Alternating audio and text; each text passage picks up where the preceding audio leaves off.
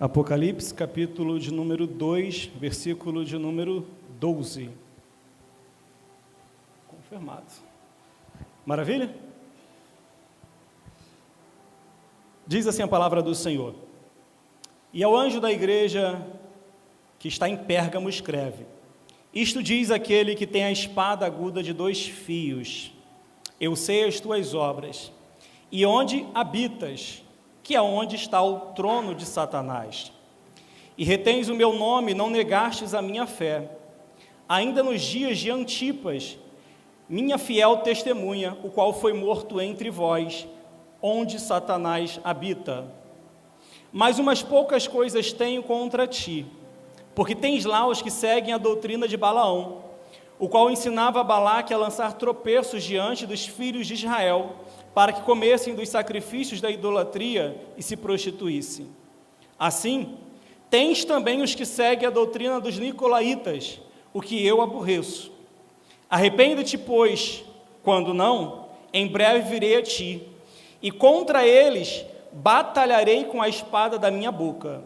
Quem tem ouvidos, ouça o que o Espírito diz às igrejas. Ao que vencer, darei eu a comer do maná escondido, e dar-lhe-ei uma pedra branca, e na pedra um novo nome escrito, o qual ninguém conhece, senão aquele que o recebe. Você diz amém? Podem vos assentar, queridos? E vamos falar um pouco sobre esta carta, que é a terceira carta escrita por João ao livro de Apocalipse, no livro de Apocalipse, mas, no entanto, é a quinta carta que nós estamos estudando. Como nós não estávamos numa sequência, eu também não fui acompanhando uma sequência. Mas essa carta à igreja de Pérgamo, ela tem algumas características muito especiais. E ela se assemelha também um pouco com a carta que nós estivemos estudando na semana passada, a carta à igreja de Tiatira. E essas cartas, elas falam muito com as nossas vidas e com a igreja atual.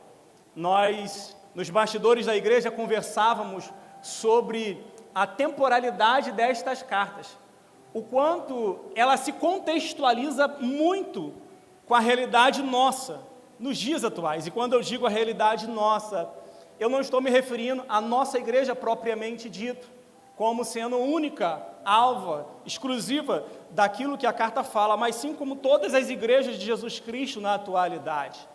Porque essa carta é o Senhor Jesus Cristo falando para a sua igreja.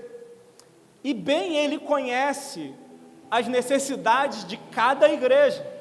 E assim como num casamento os problemas eles se assemelham, só mudamos de endereço, assim nas igrejas, as igrejas também passam pelas mesmas dificuldades. Por isso eu quero tomar essa carta para a nossa igreja, aqui, comunidade cristã, entendendo que é Jesus Cristo falando conosco de uma maneira muito, muito particular. E eu quero fazer você entender algumas coisas muito interessantes, só para contextualizarmos a mensagem. Essa cidade de Pérgamo era uma cidade muito famosa nos tempos bíblicos, porque ela era uma cidade muito grande, uma metrópole romana daquela época, com cerca ali de 150 mil habitantes. A história vai dizer que nessa cidade possuía uma escola de escultura muito grande, e era também ela um grande centro religioso. Nessa cidade havia templos e altares a diversos deuses, como o caso do deus Zeus, Atena, Dionísio, Cartégiano e também Asclépio. E o que eu acho interessante de ressaltar acerca de alguns deuses em particular da cidade de Pérgamo, é que, por exemplo, o grande altar ao deus Zeus da cultura grega era um monumento religioso muito imponente na cidade, com cerca de 12 metros de altura. E ainda hoje é possível ser visto ali partes desse monumento no museu em Berlim. Um outro grande templo, muito conhecido na cidade de Pérgamo, é o templo ao deus Asclépio, que era um deus que era figurado numa serpente. E esse Deus, ele era simbolizado como Asclépio de Nor, que é aquele Deus que cura. E até hoje, como cria-se naquele tempo na cidade de Pérgamo, esse Deus Asclépio, ele é simbolizado numa serpente que até hoje nós usamos em muitos jalecos de medicina. Aqueles que trabalham aí na medicina, quando vê aquele símbolo da serpente enrolada ali numa vara, enrolada num cetro, é uma referência a esse Deus Asclépio que era cultuado em Pérgamo. Uma outra coisa muito interessante dessa cidade é que estabelecia-se ali o culto ao imperador romano. Haja vista a cidade de Pérgamo ser uma cidade de muita importância religiosa na sua época, a Bíblia vai falar que essa cidade, ela se encontrava ali o culto ao imperador. No ano 29 a.C., foi estabelecido ali ao culto ao imperador romano, que entendiam eles que os tinha salvado do mundo obscuro, uma vez que Pérgamo fora doada a Roma após a morte dali de seu último rei, Átalos III. Só que, progredindo um pouco no entendimento dessa cidade, nós vamos ver algumas coisas interessantes acerca da cidade. Por exemplo, quando essa cidade foi doada ao Império Romano, o imperador de Pérgamo, ele decide construir nela uma das maiores bibliotecas do mundo. E ele tenta contratar um bibliotecário de Alexandria, no Egito. E quando isso acontece, o rei do Egito, ele proíbe que sejam enviados ali materiais para a escrita para Pérgamo. Naquela época, a escrita ainda era feita nos chamados, nos manuscritos que eram considerados ali feitos de folha de cacau. A semelhança da folha de papel da nossa época, os chamados papiros eram confeccionados no Egito. E quando houve essa disputa ali intelectual entre o imperador de Pérgamo e o imperador do Egito, o rei do Egito, ele estabeleceu algumas sanções comerciais, proibindo que o papiro fosse comercializado para Pérgamo.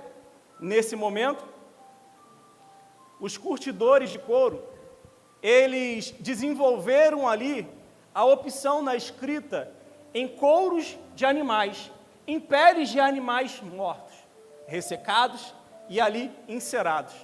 Daí dá-se o nome desse novo modelo de escrita de pergaminho, que dado origem da confecção do material estabelecido em Pérgamo. Com essa produção desse material, a cidade de Pérgamo veio deter a segunda maior biblioteca do mundo daquela época, com cerca de 200 mil livros e exemplares. É uma coisa muito interessante destacarmos isso, porque quando o imperador romano ele começou a estabelecer esse nível de intelectualidade na cidade, Pérgamo se tornou um grande centro cultural, não apenas religioso. De modo que as pessoas então começaram a adorar o imperador. O culto ao imperador começou a ser promulgado ali. E o Império Romano, ele era muito flexível com as pessoas que moravam no seu império em cultuarem a outros deuses que não fossem a eles. Haja vista a cidade de Pérgamo abrigar um panteão com vários deuses. Mas, no entanto, quando estabeleceu-se o culto ao imperador, fosse estabelecido também que aqueles que morassem em Pérgamo deveriam, pelo menos, cultuar o imperador a despeito de cultuarem os seus deuses. Então, um sincretismo religioso começaria a estabelecer-se ali naquele momento, porque a igreja de Pérgamo seria obrigada a adorar também o imperador. E isso, para os cristãos, se tornaria algo que não seria aceito. O procônsul da cidade de Pérgamo, ele tinha o direito, estabelecido por Roma, de aplicar pena capital em todos aqueles que desobedecessem à ordem real de adorar ao imperador. Haja visto, Pérgamo sofreu muitas dificuldades nesse momento. E é aí que nós vamos começar a entender o propósito de Deus estar falando com a igreja de Pérgamo nesse sentido. Porque nós vamos ver que as muitas perseguições e provações que Pérgamo passou se deu ao contexto da cidade em que eles estavam vivendo. Por exemplo, nós vamos ver aí, iniciando na dissertação do texto, o seguinte no versículo de número 12. Volte os seus olhos aí onde diz assim: ao anjo da igreja que está em Pérgamo, escreve. Já falamos nas outras cartas que quando Jesus Cristo vai se referir ao anjo da igreja, ele está se referindo ao pastor da igreja. O que eu acho interessante, que de todos os elogios, como também reprimendas que Jesus Cristo faz, é direcionado exatamente ao pastor da igreja. Não porque o pastor da igreja talvez estivesse com aquele problema sendo vivenciado, mas porque o pastor da igreja, ele é responsável pela vida da igreja. Por isso Deus trata com o pastor, para depois então tratar com a igreja. Por isso que a Bíblia ela dá muita ênfase à autoridade pastoral. E a Bíblia então vai dizer que nós, na condição de ovelhas, devemos ajudar os nossos pastores no exercício do seu ministério, porque não é fácil.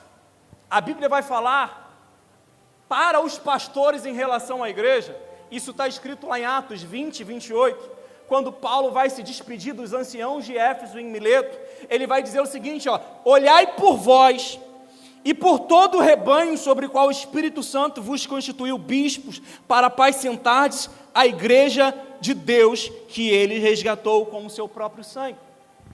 A Bíblia vai dar uma grande ênfase em dizer o seguinte para os pastores: olhai por vós e por todo o rebanho. Ou seja, o pastor ele deve estar atento não somente ao rebanho, mas também à sua própria vida. Também da mesma forma deve estar atento não somente à sua vida, mas também à vida do rebanho. 1 Timóteo 4,16, Paulo ele vai falar para o pastor Timóteo dizendo o seguinte: olha, tem cuidado de ti mesmo e da doutrina, porque persevera nesses deveres, porque agindo assim salvarás tanto a tua própria vida, quanto a todos que lhes dão ouvido. Paulo vai orientar Timóteo dizendo o seguinte: Timóteo, você como um pastor, você como um líder, como uma autoridade espiritual, perante o rebanho que Deus comprou com o seu próprio sangue, através do seu Filho Jesus Cristo, tem cuidado de ti mesmo, tem cuidado do ensino, porque fazendo isso, salvarás tanto a ti mesmo, como aqueles que te ouvem. E é importante nós observarmos isso, porque no decorrer da mensagem, nós vamos falar diversas situações aonde nós vamos ver que o ativismo religioso, ele tem atrapalhado a vida de muitos líderes religiosos. Se com relação ao pastor Jesus Cristo fala desse jeito, e a Bíblia nos ensina dessa maneira, a Bíblia também fala sobre o cuidado que a igreja tem que ter em relação aos seus pastores. Lá em Hebreus 13, 17, diz assim o texto sagrado: obedecei aos vossos pastores, sujeitai-vos a ele, porque eles velam pela vossa alma, como aqueles que hão de dar conta delas, para que eles possam fazer isso com alegria, não gemendo, porque isso não vos seria útil. O escritor aos Hebreus, ele vai dizer o seguinte, obedecei aos vossos pastores, porque o encargo deles é muito grande. As privações, provações, momentos de oração, de madrugada, pelas vidas das pessoas com que eles têm que lidar, são muitas. E muitas das vezes nós observamos que a igreja, não essa aqui, mas a igreja de uma maneira geral, não coopera com a liderança pastoral, e isso atrapalha a maneira como ela está sendo conduzida. Hebreus ainda vai falar o seguinte, lembrai-vos dos vossos líderes que vos ensinaram a palavra de Deus, observando atentamente o resultado da vida que tiveram, e a isto imitai em sua fé. A igreja olha para os seus pastores, observa o seu comportamento, observa as suas atitudes, observa se aquilo que eles pregam faz sentido na sua vida, para que possa imitar. Então é importante nós termos esse nível de entendimento do relacionamento pastoral, de rebanho com o pastor, pastor com o rebanho, porque nós devemos estar constantemente nos preocupando com isso. Dia 20 agora vai ser a nossa ordenação, e para aqueles que me conhecem sabem o quanto tempo eu fugi. O quanto tempo eu neguei isso, porque eu sei do peso que é carregar o fardo do rebanho da igreja. E ainda bem que eu não vou fazer isso sozinho, eu vou simplesmente auxiliar o pastor Márcio. E isso é bom por quê? Porque assim a gente vai dividir na carga.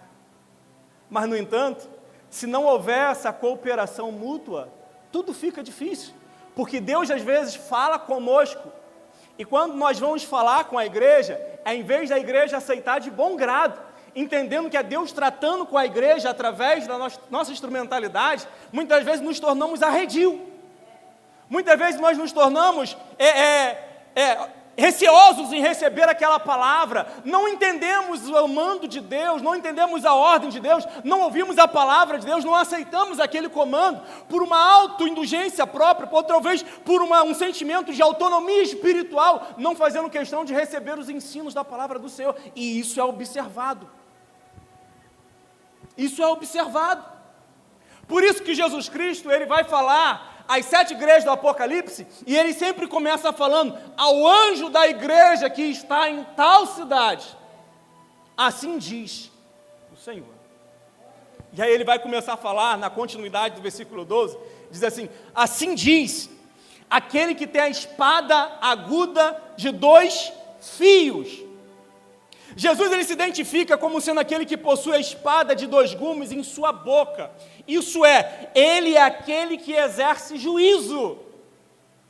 Preste atenção aqui no que o texto está dizendo, porque a Bíblia vai dizer em Hebreus 4:12 que a palavra de Deus é viva e eficaz, mais penetrante do que espada alguma de 2 gumes, que penetra até a divisão da alma e do espírito, e é apto para fazer o discernimento dos pensamentos e sentimentos do coração humano.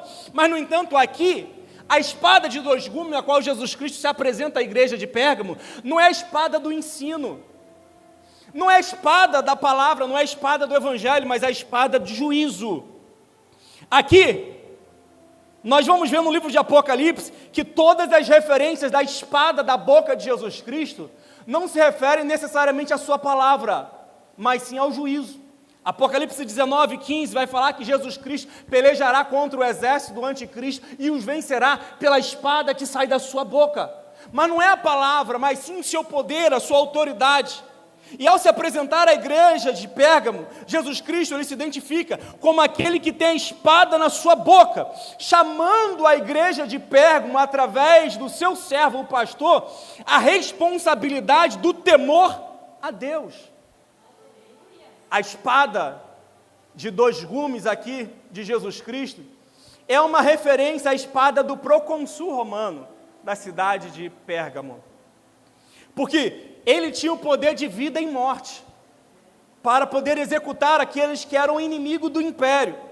Jesus estava aqui querendo declarar para a igreja de Pérgamo a sua autoridade e soberania acima da autoridade do imperador, acima da autoridade do procônsul. Isso por quê? Porque muitos dos crentes daquela igreja, de todas as igrejas ali da Ásia, eles estavam sendo tentados a voltar às práticas do paganismo, a apostatarem da fé, a retrocederem no seu propósito de caminhar com Deus, para voltar a cultuar os deuses pagãos, para se submeter novamente ao culto ao imperador, com medo da espada do imperador, com medo de retaliações, com medo de perder privilégios. E com relação a isso, Jesus Cristo está falando o seguinte: olha, eu sou aquele que tem a espada de 2 gumes, a espada de 2 fios, afiada, que é maior do que a espada do procônsul, é maior do que a espada do imperador, é maior do que todas as armas com poder de morte que existem no mundo. Vocês não devem temer o procônsul, vocês não devem temer o imperador, vocês não devem temer retaliações por causa daqueles que são inimigos da fé. Antes vocês devem temer a mim. Jesus Cristo vai dizer em Lucas, capítulo de número 12, versículo 4 a 5, dizem o seguinte: olha, e digo-vos isto, amigos, não temais os que matam o corpo, porque depois nada podem fazer, mas eu vos mostrarei a quem deveis temer. Temei aquele que depois de matar o corpo, tem poder para lançar no inferno. Sim, a esse eu vos digo que deveis temer. Queridos, só uma nota de observação aqui.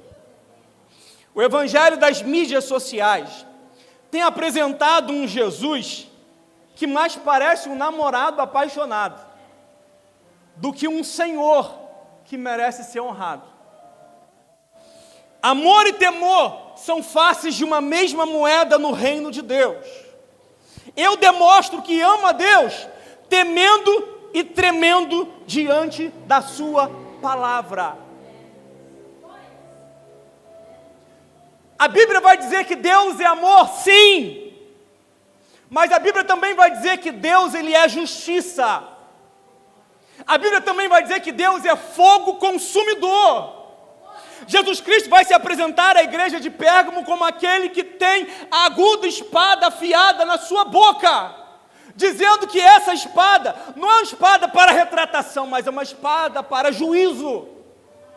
E muitas vezes nós ignoramos isso. E após falar para o anjo da igreja e se apresentar como aquele que tem a aguda espada de 2 fios em sua boca, ele diz no versículo 13: eu sei as tuas obras. Eu sei as tuas obras. Jesus revela um conhecimento total de todas as coisas. Em todas as 7 cartas, Jesus, após fazer aquela sua autoapresentação, ele diz: eu conheço aquilo que vocês fazem. E Jesus Cristo, ele vai dar uma ênfase dizendo o seguinte: olha, e eu conheço as tuas obras, e eu conheço aonde você habita. Jesus sabe o que fazemos, e sabe também aonde nós estamos. E ele começa aqui, fazendo alguns elogios ao pastor da igreja de Pérgamo, que representa toda a igreja.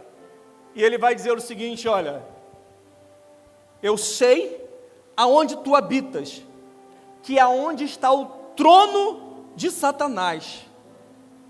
Pérgamo, sem dúvida, era uma cidade que possuía muita obscuridade, onde o poder de Satanás ele era tão atuante, patente, irresistível, aonde a promiscuidade, a licenciosidade, o furto, o roubo, assassinatos e tantas outras coisas ruins aconteciam ali, que a Bíblia vai dizer: eu sei aonde tu habitas, que é onde está o trono de Satanás.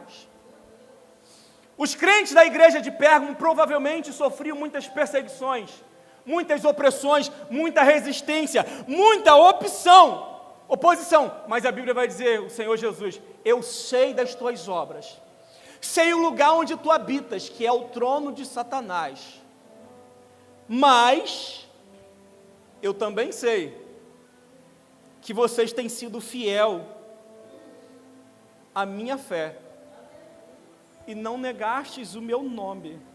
Esse é o segundo elogio que Jesus Cristo vai fazer, que ele vai levantar aqui a moral da igreja para dizer o seguinte: eu sei que vocês têm sido fiel, mesmo diante de tanta oposição e opressão que vocês têm passado.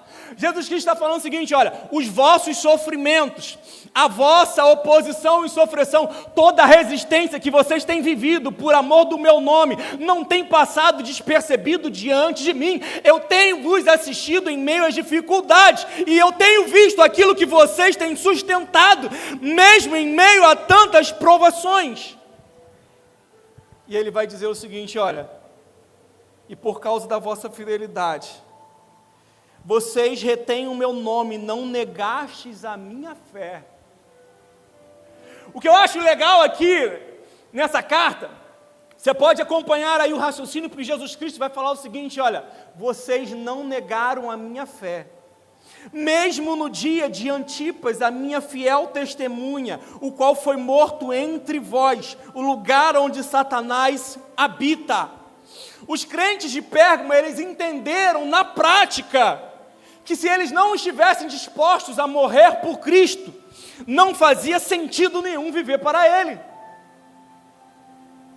Se eles não estivessem dispostos a morrer por Jesus, não fazia sentido viver para Jesus. Paulo, ele também entendeu isso quando ele citou lá em Atos 20 e 24, onde ele diz assim, olha, eu em nada considero a minha vida por preciosa, contanto que cumpra com alegria a minha carreira e o ministério que eu recebi do Senhor de Jesus, para dar testemunho do Evangelho, da graça de Deus. Paulo, ele entendeu isso e ele foi capaz de afirmar, para mim, o viver é Cristo, e o morrer é lucro. Pérgamo tinha esse nível de fidelidade, mesmo debaixo de muita provação. Jesus ainda vai dar testemunho acerca de Antipas, um mártir daquele tempo, um ilustre desconhecido no mundo, que sofreu martírio por amor a Jesus, por não ter negado a sua fé. Ei, eu quero lhe dizer que confessar a Jesus Cristo aqui, não diz respeito apenas àquela confissão inicial, que Paulo vai descrever lá em Romanos capítulo 10, versículo 9, onde ele diz assim, se com tua boca confessares a Jesus, e em teu coração creres que Deus o ressuscitou dentre os mortos, serás salvo. Paulo, ele está dizendo o seguinte, olha, não estou me referindo a essa confissão. Quando ele falou o seguinte, vocês têm mantido a vossa fidelidade e têm retido a vossa fé e não negaste meu nome, Paulo estava querendo dar aquele entender de que por motivo deles não negarem ao Senhor Jesus Cristo, mesmo diante de provações e privações, o Senhor Jesus Cristo os haveria de honrar por causa disso.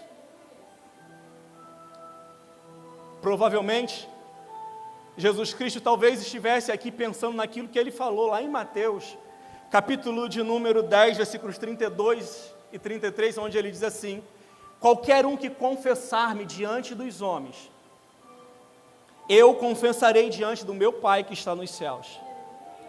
Mas também qualquer um que me negar diante dos homens, eu negarei diante do meu Pai que está nos céus. Confessar aqui é sustentar suas convicções pessoais e espirituais em Jesus Cristo.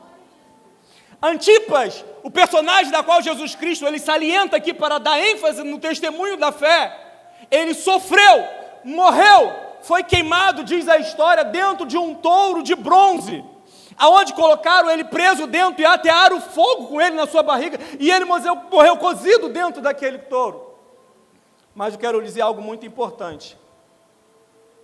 Será que temos confessado a Jesus, não no sentido apenas verbal da palavra, mas no sentido prático da nossa vivência cristã?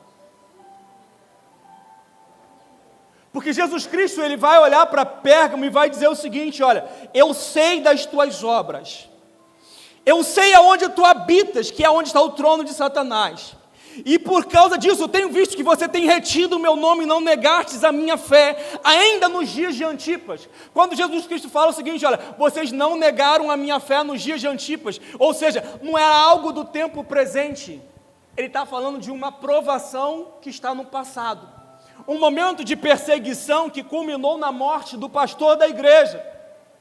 E ele falou o seguinte, olha, nesse período, vocês não negaram a minha fé. Mas aí ele vai dizer o seguinte, olha, eu tenho, porém, contra ti algumas coisas.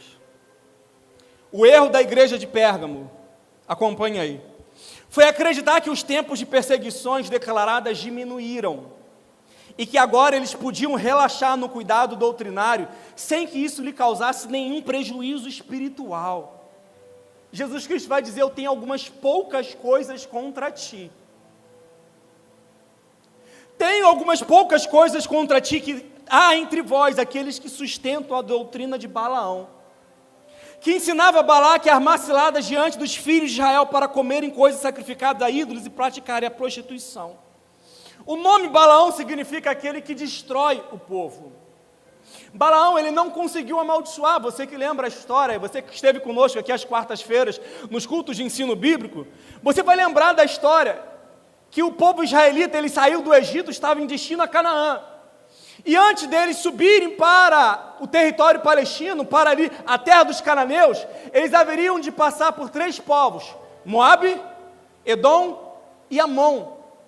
E quando ele chegou diante dos moabitas, já após quase 40 anos de peregrinação no deserto, Balaque, ele sabendo da história, das vitórias que Deus havia dado àquele povo, ele assalaria um falso profeta para profetizar, para amaldiçoar ao povo israelita. Esse profeta Balaão. A Bíblia vai dizer que Balaão por 3 vezes consultou o Senhor para ver se podia amaldiçoar, e Deus disse não. Mas na última vez, Deus falou para Balaão assim: olha, você vai, mas você vai e falarás apenas aquilo que eu te disser. Balaão falou assim: eu vou, mas eu vou falar somente aquilo que Deus me mandar falar. Por 3 vezes, altares foram edificados para amaldiçoar Israel. E Balaão, todas as vezes que abria sua boca para amaldiçoar Israel, o Espírito Santo pegava na sua boca, mudava as suas palavras de maldição em bênção, e Balaão começava a profetizar bênçãos sobre a vida do povo de Deus. Bênçãos tais como o seguinte: olha, contra Israel não vale encantamento. Deus não é homem para que minta, nem filho do homem para que se arrependa. Falaria ele, não cumpriria. Diria e não confirmaria. Portanto, Deus abençoe a Israel. Balaque manda Balaão voltar, porque ele não conseguiu amaldiçoar, mesmo após ter dobrado a oferta. Balaão, naquele momento, quando ele vai voltar para casa, ele vira para trás e pensa no prêmio de Balaque, aonde ele vai então para Balaque e falou o seguinte: olha, já que não pode amaldiçoar o povo de Deus, vamos fazer o seguinte, vamos fazer ele pecar contra Deus, porque Deus é com eles enquanto eles vivem uma vida de santidade, de separação. Deus é com eles e os fortalece e os abençoa, enquanto eles vivem uma vida de dedicação, de consagração, de santificação. Mas se eles pecarem, se nós conseguirmos fazê-lo com que eles venham ser induzidos a pecar contra o Senhor, o próprio Deus lhes será por inimigo. Porque se tem uma coisa que Deus zela, é pela santidade do seu povo. Ele falou no passado: vós sereis para mim povo santo, nação real, povo escolhido. Ele afirmou: sede santos, porque eu, vosso Deus, sou santo. Balaão sabia muito bem do Deus de Israel e aquilo que para ele era de extremamente desagrado.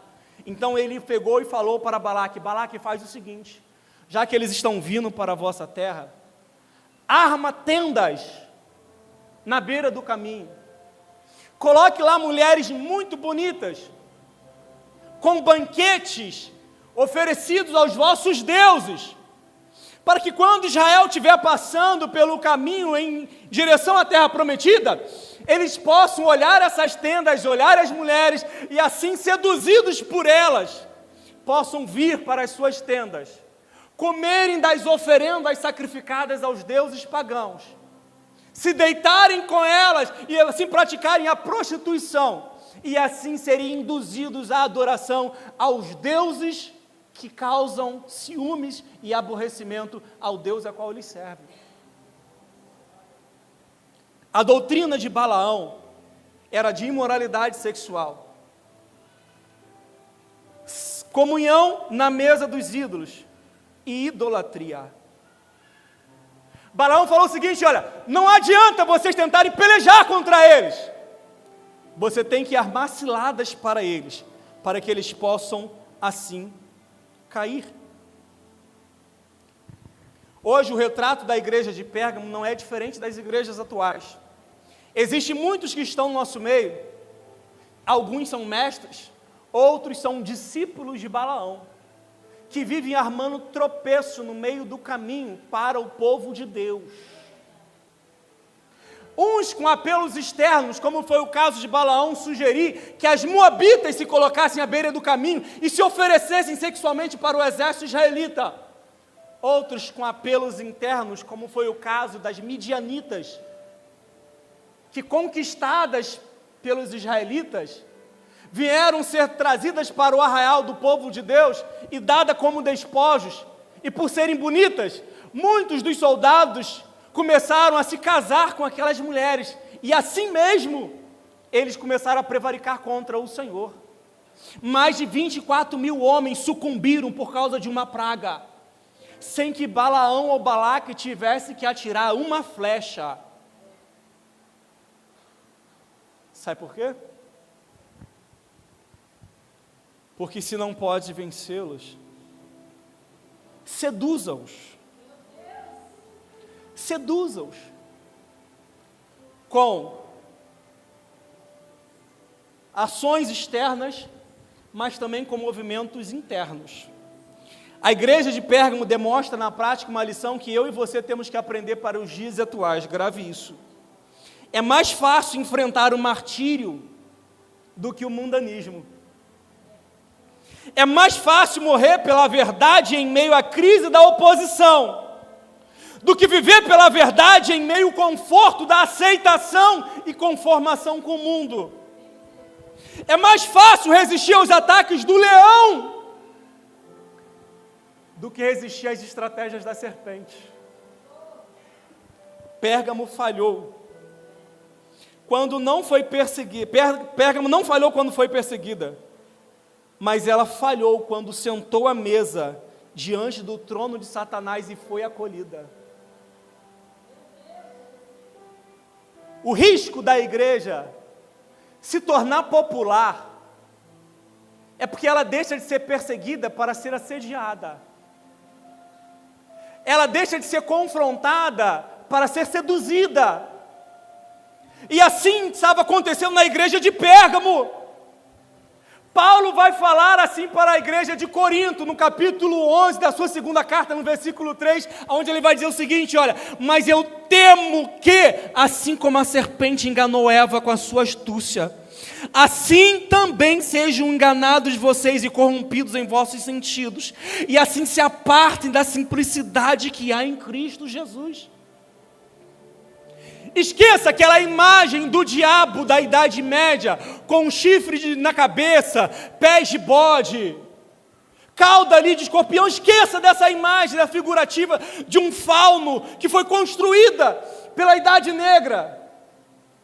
Comece a enxergar o diabo nas ofertas que lhe são oferecidas, que muitas vezes não virá para você com um chifre na cabeça e um tridente na mão, mas ele pode vir até você como a oferta de um contrato que você não deve aceitar, como a oferta de um relacionamento que você não deve aceitar, como a proposta de um entendimento que você, pela Bíblia Sagrada, sabe que é condenável. Ei, o diabo ele não vai vir para você mostrando a sua carranca feia, mas vai mostrar para você, assim como mostrou para os israelitas, uma cara bonita, para poder fazer desviar você da presença do Senhor, para tentar fazer você seja levado para o mundo, para tentar que você venha sucumbir diante dos prazeres oferecidos por esse sistema corrupto, aonde há o trono de Satanás.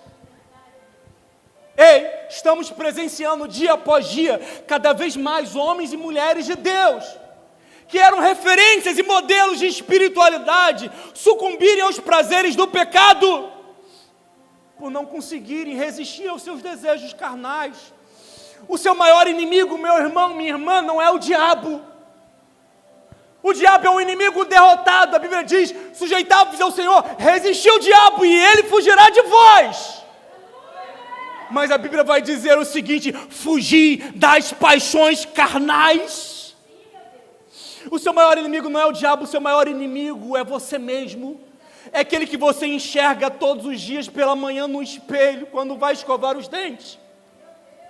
O seu maior inimigo é a sua carne, que faz com que você seja levado para longe da presença de Deus. Nessa última semana, eu tive uma trágica e triste notícia. Eu estava em viagem quando eu recebi uma notificação acerca de um pastor da Assembleia de Deus, com mais de 500 mil de seguidores no seu canal do YouTube. Um pastor que dava aula para professores de EBD durante a semana. E eu mesmo, todas as semanas, no tempo que eu dava aula na Escola Bíblica Dominical, nas Assembleias de Deus, eu assistia às suas pré-aulas para me preparar para a aula do domingo. Mais de 500 mil de seguidores no YouTube, fora uma quantidade enorme no Instagram. Esse pastor foi preso em flagrante por receptar e compartilhar pornografia infantil. Homens e mulheres de Deus que têm sucumbido diante da sedução do pecado, que não são capazes de dizer não quando o diabo vem lhes apresentar um prato, que não são capazes de recusar a oferenda do diabo, uma vez que ela se mostra bonita, palatável e agradável. Em 2011, a Igreja Presbiteriana dos Estados Unidos da América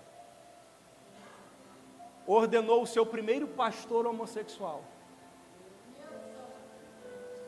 Alguns anos atrás, um pastor amigo meu, com quem nós compartilhávamos o púlpito, perdeu a sua posição, sua vida, a família, por questões relacionadas ao homossexualismo. E eu não estou falando de pessoas comuns, estou falando de pessoas que tinham uma vida com Deus, que eram sérias, pessoas que, acima de qualquer suspeitas, esse mesmo pastor que compartilhava pornografia infantil, não era um garoto, era um senhor de 58 anos de idade, casado, com ministério, com vida, mas que, no entanto, não sucumbiu diante do seu pecado. Porque nós, muitas das vezes, estamos esperando afrontar o diabo com a sua carranca feia, mas não estamos aptos a resistir quando ele vem com uma cara bonita, quando vem com um prato para matar a nossa fome, quando vem com uma oferta para resolver os nossos problemas. O escândalo da sedução do pecado que entrou às portas de muitas igrejas, que hoje em dia não consegue mais pregar sobre santidade ao Senhor. O Senhor Jesus Cristo, Ele falou para o pastor da igreja de Pérgamo: eu tenho, porém, algumas coisas contra ti, porque tens aí no meio aqueles que ensinam a doutrina de Balaão. Mas não bastasse o problema da doutrina de Balaão, também tinha a doutrina dos nicolaítas. O versículo 15 vai dizer exatamente isso. Assim como tens também os que seguem a doutrina dos nicolaítas, o qual eu aborreço. Nicolaítas, da origem do nome Nicolau, a qual a história da igreja alguns atribui a um dos 7 diáconos que fora consagrados no capítulo 6 de Atos, juntamente com Estevão, que possivelmente ele teria se corrompido e aderido a um movimento teológico que era totalmente contrário à fé bíblica pregada pelos apóstolos. Irineu, um dos pais da igreja, vai dizer em relação aos nicolaítas que eles viviam vidas de indulgência sem limites. Hipólito vai dizer que Nicolau, um dos 7 diáconos que se apartou da doutrina correta, inculcando-se a indiferença em matéria de alimentos e hábitos de vida. Clemente de Alexandria vai dizer que os nicolaítas abandonaram-se ao prazer como bodes, levando uma vida de indulgência sem precedentes. A doutrina dos nicolaítas incluía licenciosidade e permissividade moral. Eles alegavam que o corpo é mau, mas que o espírito ressurreto por Deus, ele é impecável. Era aquele tipo de ensino que, contextualizado nas igrejas atuais, poderíamos dizer o seguinte: olha, se você não fez nada para ser salvo, não existe nada que você possa fazer que possa te arrancar dessa salvação. Só que Paulo, ele vai contrariar esses ensinamentos dos nicolaítas, quando ele vai escrever a sua carta aos Romanos, no capítulo 12, versículo 1, onde ele vai dizer assim: amados, eu vos rogo pela compaixão do nosso Senhor Jesus Cristo, que apresenteis os vossos corpos como sacrifício vivo, santo e agradável a Deus, que é o vosso culto racional.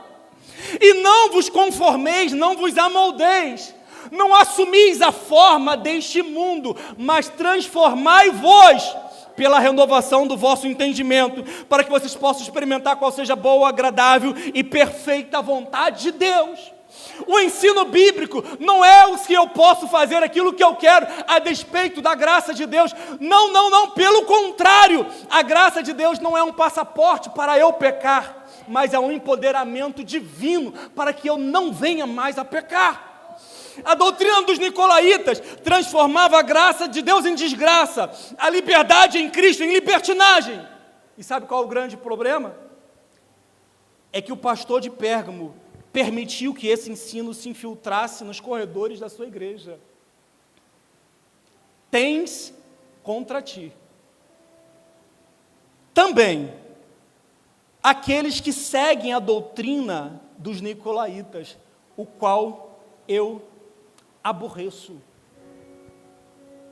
Aí eu quero dizer algo muito importante da parte de Deus. Primeira carta de Paulo a Timóteo, no capítulo 4, versículo 1 e 2, diz assim: o Espírito Santo expressamente afirma que nos últimos dias apostatarão alguns da fé, dando ouvidos a espíritos enganadores e a doutrinas de demônios, pela hipocrisia dos homens que falam mentiras, tendo cauterizadas as suas próprias consciências. Em 2 Timóteo 3, Paulo vai falar o seguinte, no versículo 1, sabe, porém, que nos últimos dias sobrevirão tempos trabalhosos, porque haverá homens amantes de si mesmos, avarentos, presunçosos, soberbos, blasfemos, desobedientes aos pais e mães, ingratos, profanos, sem afeto natural, irreconciliáveis, caluniadores, incontinentes, cruéis, sem amor para com os bons, traidores, obstinados, orgulhosos, mais amigos dos prazeres do que amigos de Deus, que embora tendo uma aparência de piedade, tudo isso que esses homens são, a Bíblia diz assim, ainda assim eles têm uma aparência de piedade, mas no entanto negam a eficácia dela. O conselho de Paulo é: afasta-te deles. Um evangelho inclusivo que abraça a todos, mas que também aceita tudo, não é o evangelho de Jesus. O evangelho é o freguês que massageia o nosso ego, mas que também não muda a nossa conduta. Isso não é o evangelho de Jesus. Eu quero lhe falar algo muito importante aqui nessa noite, para começar a caminhar para o encerramento. Um evangelho que não aponta o dedo na nossa cara, que não denuncia o nosso pecado, que não confronta o nosso comportamento errado, que não reprova a miséria da nossa vida, não é o evangelho do nosso Senhor Jesus Cristo. Nós queremos um evangelho popular, um evangelho que não precise de renúncias, um evangelho que aceita como nós estamos e que não muda quem realmente nós somos. Só que, no entanto, esse não é o evangelho do nosso Senhor Jesus Cristo. Esse não é o evangelho do nosso Senhor Jesus Cristo. E sabe qual é a desgraça que nós costumamos ver? É que muitos batem no peito, citando aquele versículo que Paulo diz: não me envergonho do evangelho. Mas ainda que não se envergonhem do evangelho, são uma vergonha para o evangelho do nosso Senhor Jesus Cristo. São uma vergonha para o evangelho do nosso Senhor Jesus Cristo. Eu não me envergonho do evangelho, mas se eu envergonho o evangelho, eu estou fazendo um desserviço para o reino. Eu estou fazendo um desserviço para o reino de Deus, para a fé que outrora eu professo. Ei, olha as redes sociais de algumas pessoas que você conhece. Eu fiz questão de, alguns meses atrás, deixar de seguir várias pessoas. De modo geral, tenho muitos amigos lá nas redes sociais. Eu fiz questão de deixar de seguir muitas pessoas, para não ver aquilo que eles andam fazendo. Porque a pessoa não somente tem a coragem de fazer, mas tem a coragem de publicar para Deus honrar o nome do nosso Senhor Jesus Cristo. Fazendo um desserviço para a nossa igreja, fazendo um desserviço para o reino de Deus, fazendo um desserviço para a fé que outrora professa. Muitos cristãos, eles estão aderindo a um estilo de vida muito mais materialista e hedonista, egoístas, sexualmente promíscuos, imorais, mas no entanto eles permanecem no nosso meio. e não tem a coragem de, pelo menos, sair porta fora. Eu falei no domingo passado, a porta do céu, ela continua aberta, mas ela também continua estreita. O Evangelho, ele aceita todos, mas ele não aceita tudo. Não adianta você vir para cá, querer que Jesus Cristo abrace você, acalente você, trate você como a namoradinha dele, que isso não vai acontecer. Isso não vai acontecer. Pelo contrário, se você for observar o texto, nós vamos ver que a realidade que nós tanto almejamos está muito além daquilo que nós já temos alcançado atualmente. E esse escândalo do comportamento de muitos evangélicos, ele requer uma mudança drástica, e o remédio do nosso Senhor Jesus Cristo está aí no capítulo 2, versículo 16, aonde ele diz assim: arrependa-te! Arrependa-te! Arrependa-te! Para todas as igrejas em que Jesus Cristo chama ao conserto, Ele tem sempre uma palavra de restauração, e a palavra de restauração começa com arrependimento. Jesus Cristo diz: arrependa-te. Arrependa-te desse estilo de vida qual você tem vivido, arrependa-se da sua prática pecaminosa, arrependa-se desse comportamento inadequado, arrependa das palavras torpes que saem da sua boca, arrependa desse sentimento sujo que brota no seu coração. Arrependa-te! E aí ele vai dizer por que nós devemos nos arrepender. Ainda no versículo de número 16: porque senão, em breve eu virei a ti, e contra eles batalharei com a espada da minha boca.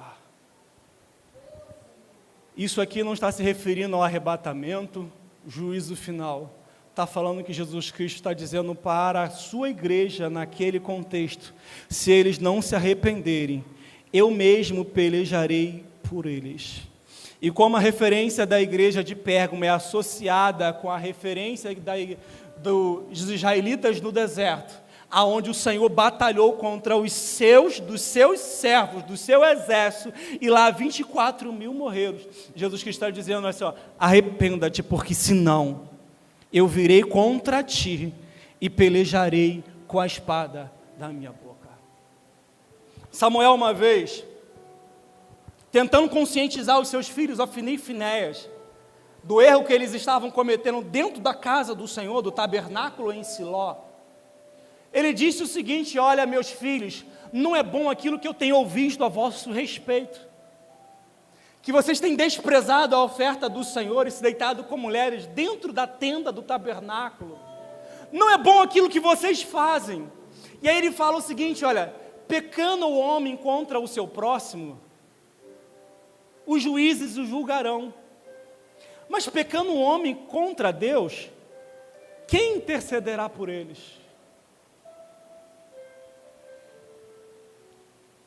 Jesus Cristo está falando para o pastor da igreja de Pérgamo: o remédio para curar o problema desta igreja, que tem tudo para dar certo, porque foi fiel em meio à adversidade, mas que sucumbiu em meio ao conforto que foi proporcionado, é o arrependimento. Porque se não houver arrependimento, eu mesmo pelejarei contra eles com a espada da minha boca.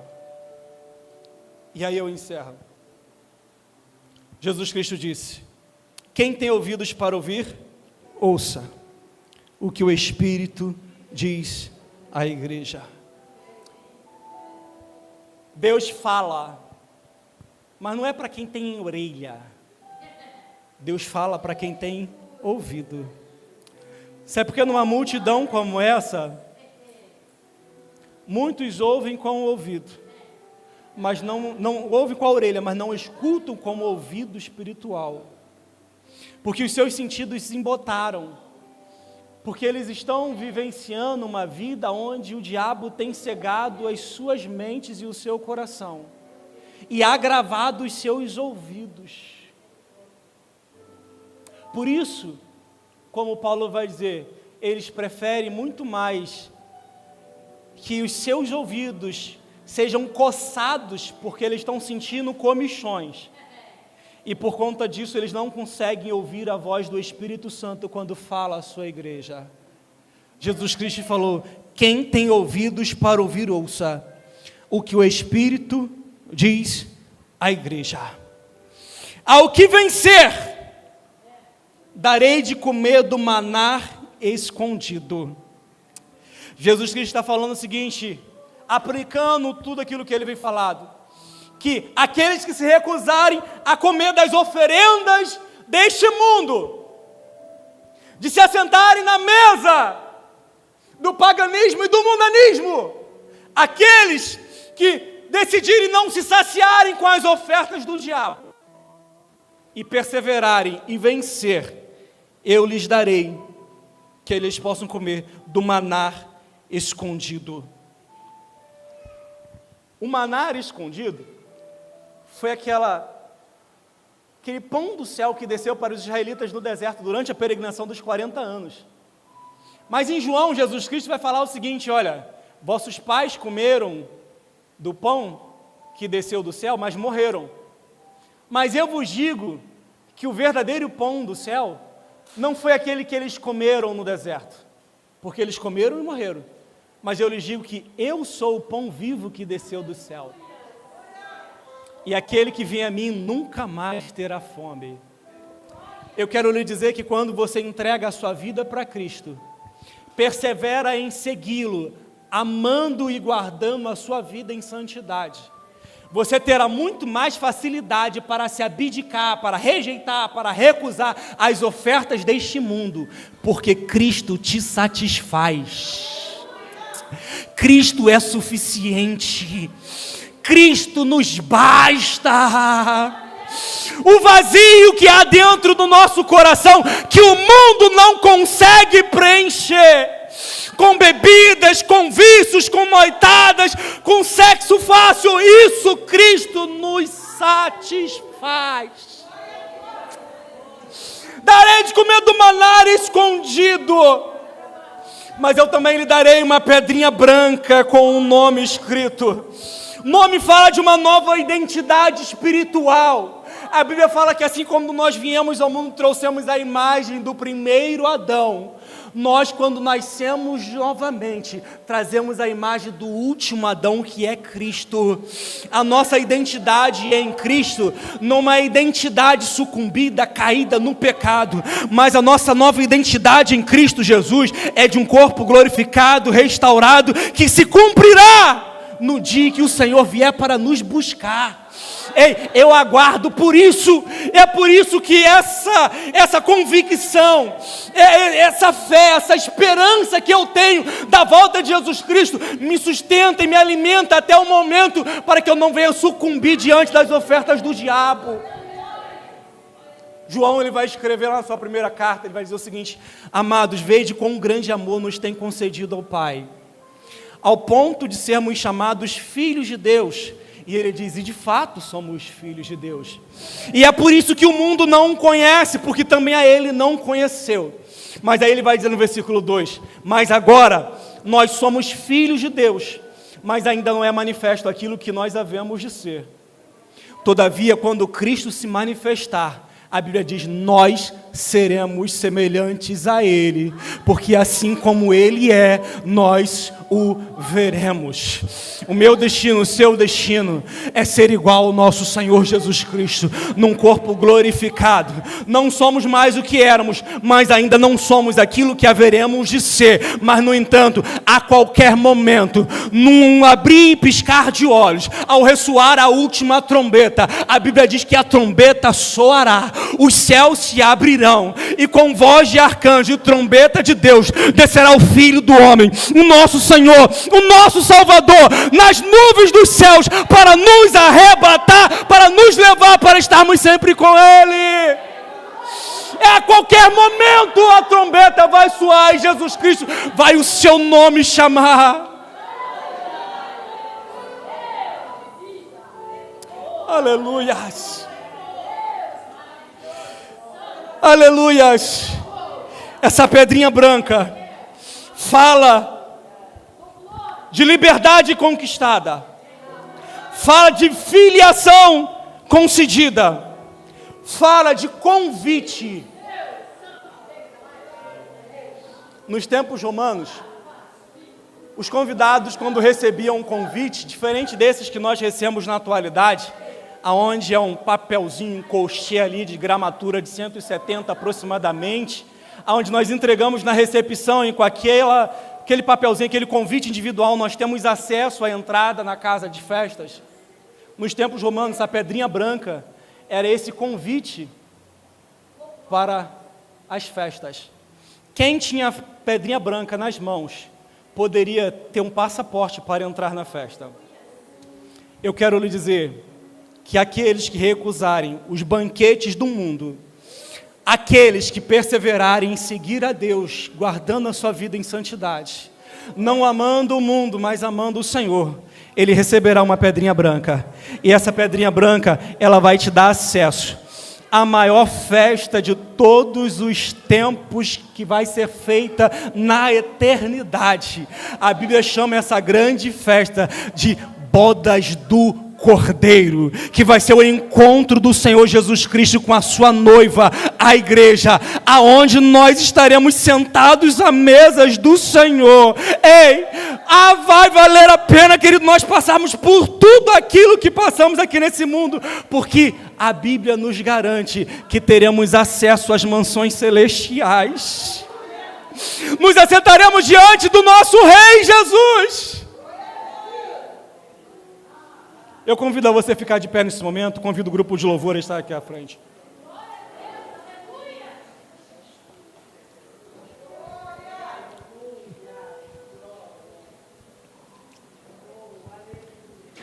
Eu quero que você grave uma coisa muito importante, de tudo aquilo que nós falamos aqui nessa noite, grave isso, para que você não venha cair no engodo do diabo, na doutrina dos nicolaítas, nem de Balaão, que disfarçadamente tem sido disseminado em muitas igrejas na atualidade.